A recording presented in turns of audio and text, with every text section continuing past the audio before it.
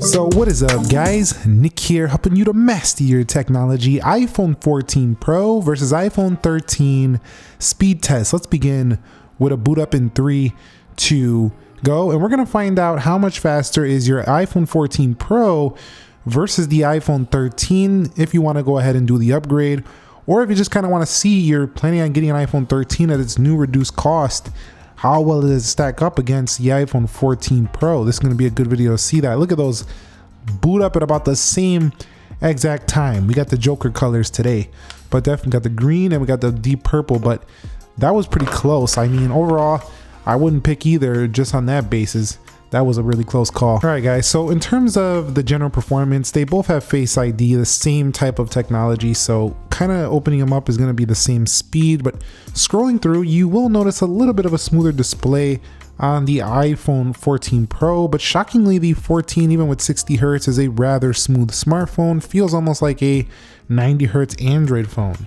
So definitely smooth even though it's 60 Hertz, but much smoother on the 120 Hertz on the left. Other than that, generally going through, iOS actually performs identical on both phones, so you could save yourself a buck here and get yourself the iPhone 13 at its new reduced cost if you want to save and have a pretty similar experience.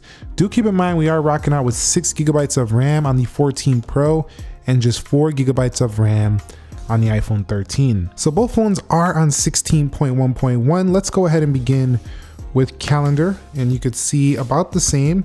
Let's go into clock, and you can see a little faster for the 14 Pro. We'll go into calculator here. Pretty similar. A16 on the left. We do have the A15 on the right. Notch versus dynamic island. We'll probably see the newer dynamic island on the iPhone 15 next year that replaces the 13 and the 14. But for this year, it's only on the Pros. And you'll see scrolling through.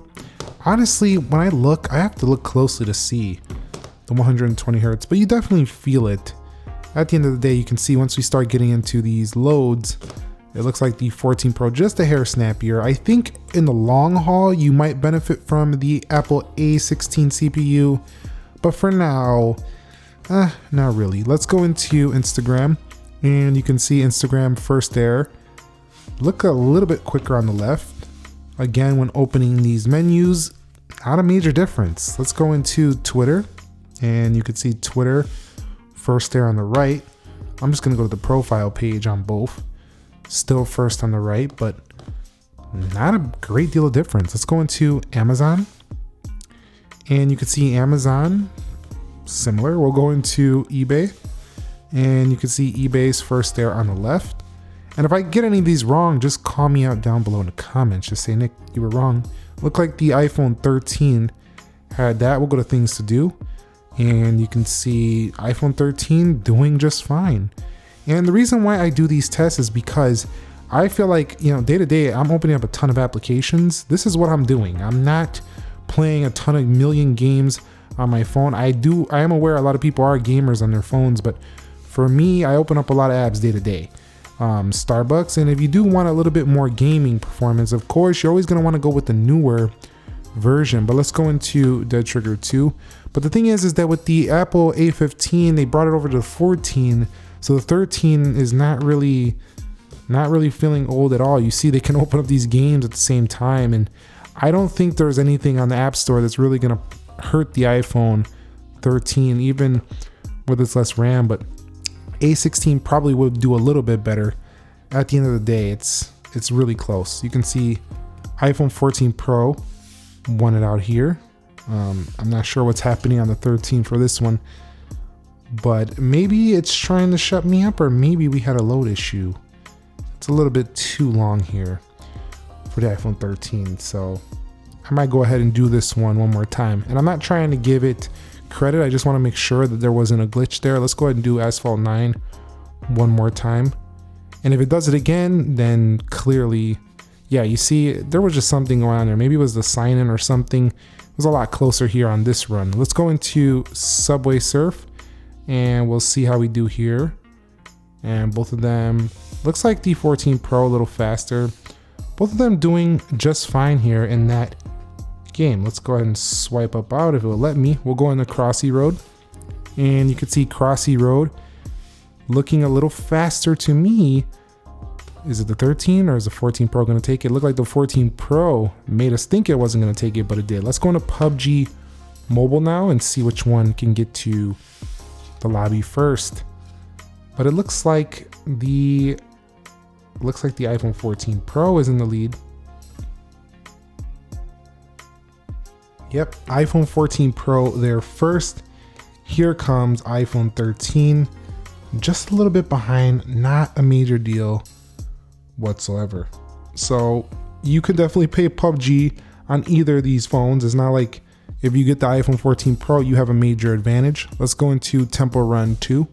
And you can see Temple Run 2 is opening first there on the iPhone 14 Pro. So, okay, gaming, okay. It's looking like it's a little faster for gaming on the iPhone 14 Pro. We just have to call it how it is. It's minuscule. It's very tiny. And honestly, I was running a test between these two. And if it's not for the cameras or maybe, you know, having the dynamic island, these experiences are nearly the same. It would be, I would want to get a lot of money first if I was getting rid of my 13 on a sale to get this cheaper, because the experience is not a huge deal difference. Let's go into 3D Mark and you can see pretty similar. So overall, iPhone 14 Pro a little faster in the games, but pretty much same old here on both phones. Of course, if we ran a video render test, maybe the A16 could pull ahead, but right now with optimization being pretty similar on 16.1.1 on both devices, I don't see it being way in front at all. So the 13 did very well, and it's a great deal right now, being $100 less, whereas the iPhone 14 Pro is pretty cool with its dynamic island. It's very hot phone right now, mostly due to shipping restraints, but it's definitely fast, but not overly impressively so, like blowing away the iPhone 13. So nothing like that. So what I want to do now is take it back through these applications. Let's see if we can get a stutter on either phone. I do think we might see a reload for the iPhone 13 with the 4 gigs of RAM. We'll have to see though, because that phone shocks me a lot of times doing so well.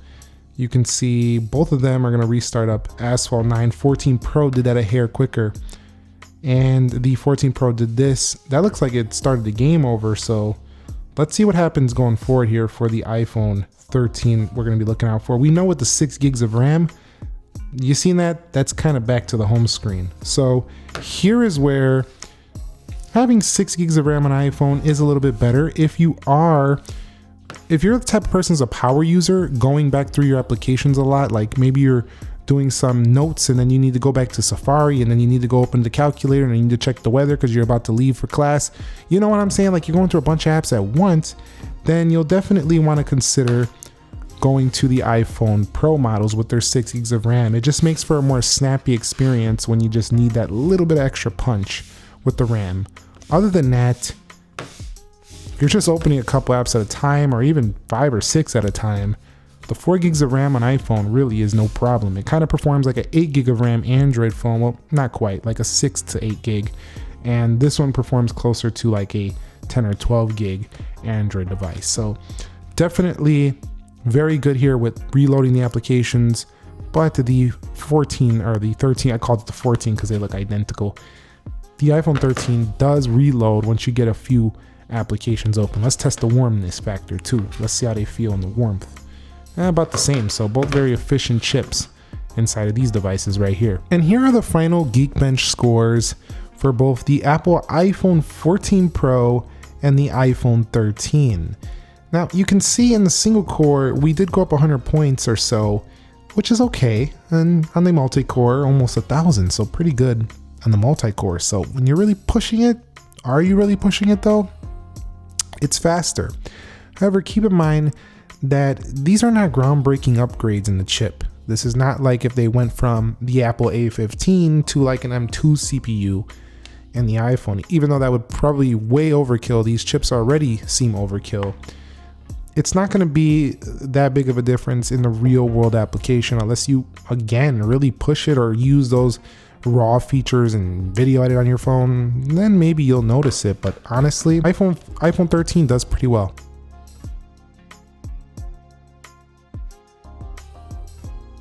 And taking a look at the wildlife extreme test we just ran here, there's a pretty sizable update here, or win, to the iPhone 14 Pro when it comes to the average frame rates. Battery life did go down about 1 point on each phone, but I would say this really shows more of the graphic power. And while it's not huge, 6 frames per second when you're running things that really push it, like Genshin Impact, or just maybe Call of Duty, things where you really push the CPU a little bit more and you want better graphics overall, these phones right here, the 14 Pro will take the lead. Other than that, iPhone 13 remains a pretty good value. So yeah, if you're doing an upgrade, you'll get a little bit bump in performance, but do it for the triple camera, do it for the deep purple colorway, do it for the dynamic island. I wouldn't say so much do it just for performance alone. Looking for a value though, iPhone 13 will be where it's at. Let me know if you want to see a full comparison between these, where we really break them down in detail more to help you decide if you want to do an upgrade or not. So that'll wrap it up. If you have an iPhone 13, you jumped over to the 14 Pro, share your experience with the community and subscribe if you haven't already. Nick here. Be sure to be well. I'll catch you on the next one.